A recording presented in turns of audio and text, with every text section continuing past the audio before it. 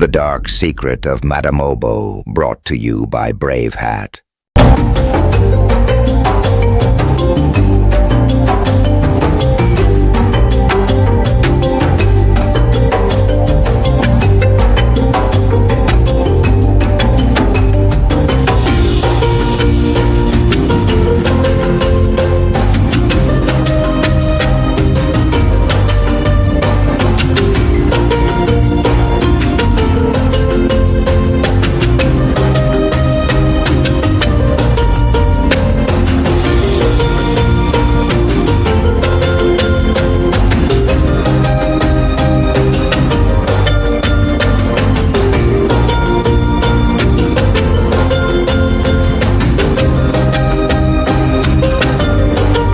Calabar was a city of color and culture, where the air carried the scent of grilled spices, hot palm oil, and burning firewood.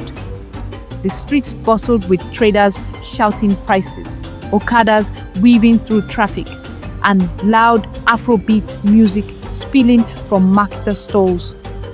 But amid the everyday chaos, there was one place that stood above the rest: Obo's Delight. A small suya shop, yet it never lacked customers. From wealthy businessmen to young students, from police officers to street thugs, everyone wanted a taste of Madame Obo's meat. Many vendors sold suya in Calabar, but none could match hers. It was different, addictive, irresistible. People whispered about it. E get one special taste wey normal meat no get. They said Madame Obo, a tall, elegant woman in her 40s, always wore expensive lace and gold jewelry. She barely spoke, her smile sharp as a blade, and her presence commanded respect and fear. Nobody ever saw her buying meat from the market. Nobody asked where it came from, and nobody noticed the disappearances until now. Musa sighed as he packed up his suya stand. Business had been slow.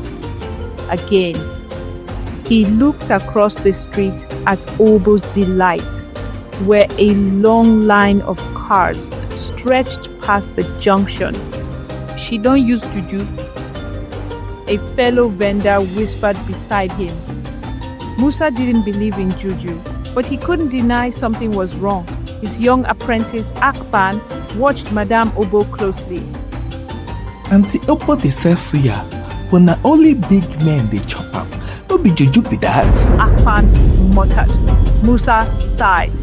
Maybe na special recipe she get. But Akan wasn't convinced. For weeks, he had noticed something strange. Obo's workers never lasted long.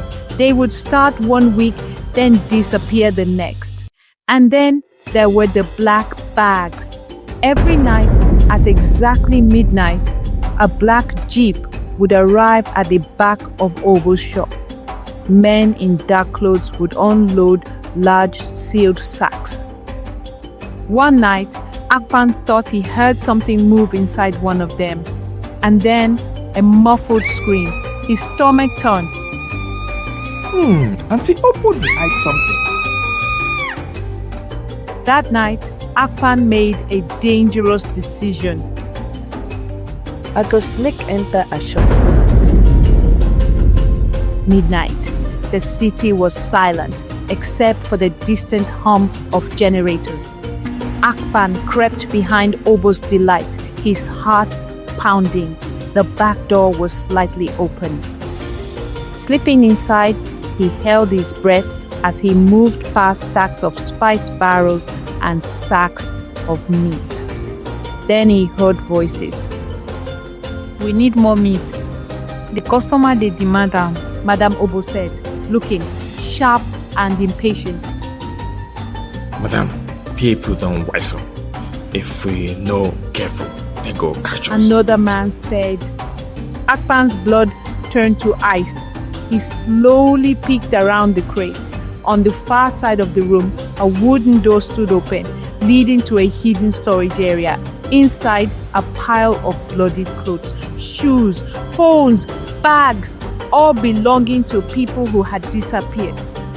Akan's stomach twisted. Oh God!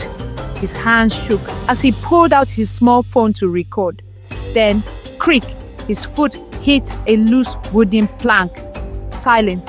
Then, Madame Obo, voice low and dangerous. Who dey there?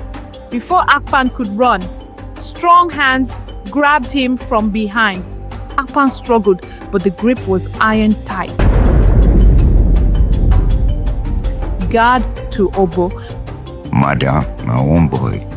Madame Obo stepped forward, her face cold. You two dey put nose for where e no concern you. Guard, grinning. Make we use am for tonight's supply. Madame Obo smirked, tilting Akan's chin up with a long, manicured finger. No rush. Fresh meat is sell well.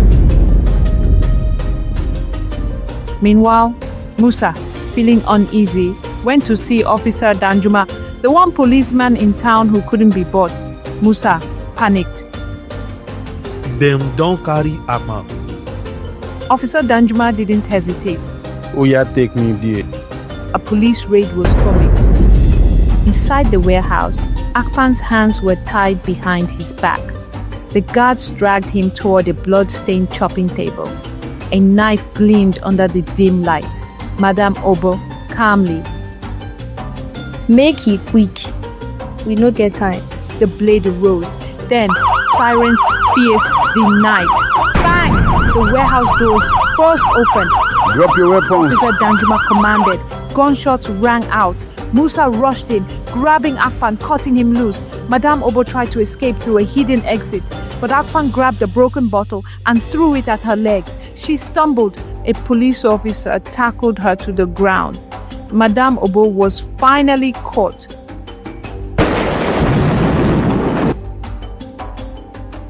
Under interrogation, Madame Obo refused to speak. Officer Danjuma slamming his fist on the table.